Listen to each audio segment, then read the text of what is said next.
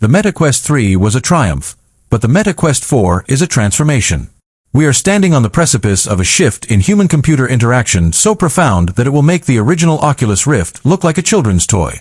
For years, Mark Zuckerberg has been pouring billions of dollars into a vision that many mocked. They called the metaverse a ghost town. They called the headsets bulky goggles for gamers. But while the world was laughing, Meta was quietly acquiring the patents, the silicon, and the spatial data to do something no one thought possible, to make the digital world indistinguishable from the physical one. Welcome to my channel Tech Launch. Subscribe my channel and click on the bell icon for the new tech updates. If you are watching this, you aren't just looking for a new gaming console. You are looking for the future. And Meta Quest 4 is the moment that the future becomes unavoidable. We have analyzed every leak, every supply chain whisper from Asia, and every strategic move from Reality Labs to bring you the definitive picture of what is coming. This is not just an incremental upgrade. This is the Quest 4, and it is about to change everything you thought you knew about reality. The first thing you will notice isn't the software, it's the weight. Or rather, the lack of it. The biggest complaint about the Quest 3 was the front-heavy fatigue. For the Quest 4, Meta has perfected a new Pancake Lens 2.0 system combined with a revolutionary carbon fiber internal frame. Rumors suggest a 30% reduction in total volume. We are moving away from the shoebox on your face aesthetic and towards something that feels like high-end ski goggles. But the real magic is in the weight distribution. By moving the battery to a curved, ergonomic rear strap as a standard feature, the Quest 4 achieves a perfect 50-50 balance. You won't just wear this headset, you will forget you have it on. But what happens when you turn it on? That's where the Qualcomm Snapdragon XR3 chip comes into play. This isn't just a mobile processor. It's a spatial computing engine built on a 3-nanometer process. We are looking at a twofold increase in GPU performance over the Quest 3. Why does that matter? Because of dynamic foveated rendering. Thanks to the return of internal eye tracking, a feature stripped from the Quest 3 but brought back for the 4, the headset only renders the exact spot you are looking at in full 4K resolution. This allows the Quest 4 to punch way above its weight class, delivering visuals that rival a high-end PC, all while running wirelessly. Imagine standing on the edge of a digital cliff in Asgard's Wrath 3. In previous generations, you'd see a bit of blur in the distance. In the Quest 4, you see the individual grains of sand, the shimmering heat waves, and the reflection of the sun in your character's eyes. It is total visual immersion. The resolution is expected to jump to 3K per eye, using micro-OLED technology that provides true blacks. No more gray God rays in dark scenes. When it's dark in the game, it's pitch black in your room. Then there is the passthrough. This is the battlefield where Meta is fighting Apple's Vision Pro. The Quest 3 gave us a taste of mixed reality, but it was often grainy and warped. The Quest 4 utilizes a new neural passthrough system.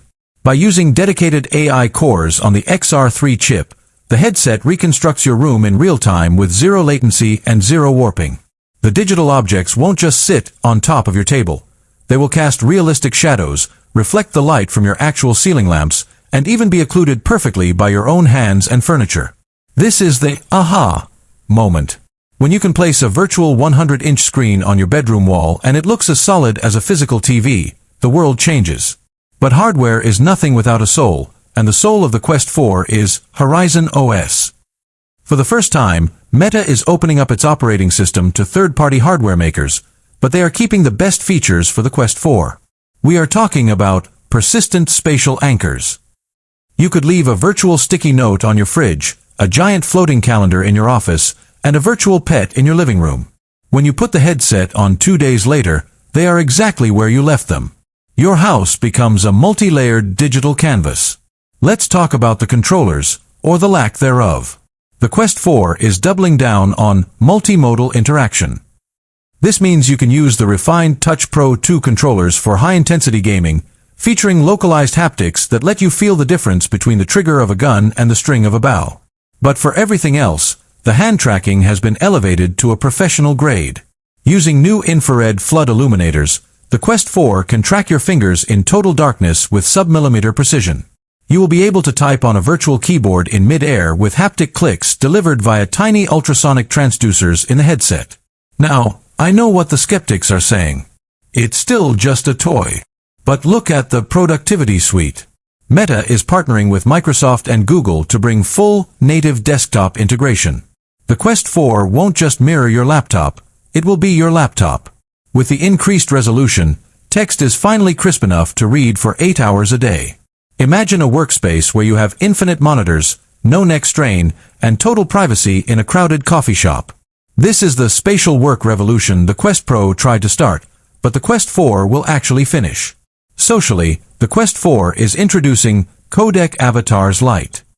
Using the internal eye and face tracking cameras, your digital twin will finally move its eyebrows, smirk, and look people in the eye with terrifying realism. No more cartoon, legless avatars.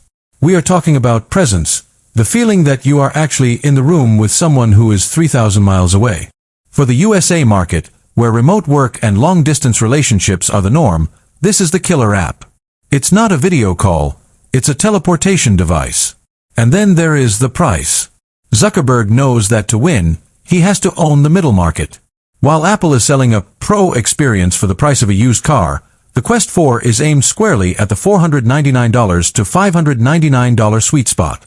It is a subsidized gateway to the future. Meta isn't selling you a headset, they are selling you the platform where you will spend the next decade of your digital life. But what does this mean for the Quest 3S and the older models? It means a total shift in the ecosystem.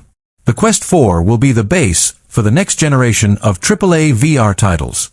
We are hearing whispers of Grand Theft Auto, San Andreas VR being rebuilt from the ground up to utilize the Quest 4's power.